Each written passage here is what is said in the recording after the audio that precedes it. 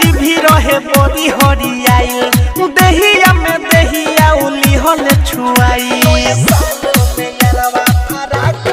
आए हाय गेहुआ के डिभी रहे बोरी हरियाइल दहिया में दहिया उली हल छुआई महान मोरिया दह पूरा पहाड़ कोइले बा महान मोरिया दह पूरा पहाड़ कोइले बा नए साल में यारवा फराक दिले बा नए साल में यारवा फराक दिले बा नए साल में यारवा फराक दिले बा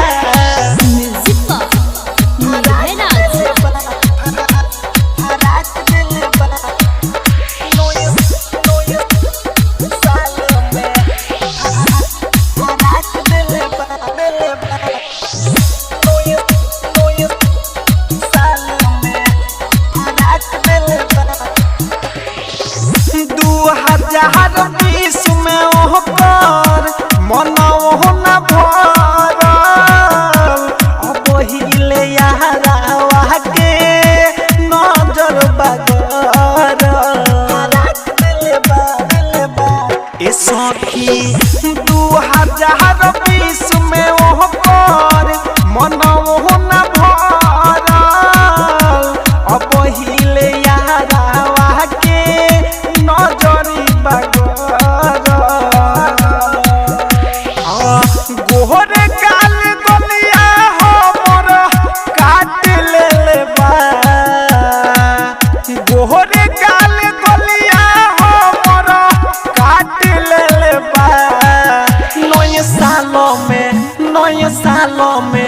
नए सालों में यारवा फराक दिले बा नए सालों में यारवा फराक दिले बा नए सालों में यारवा फराक दिले बा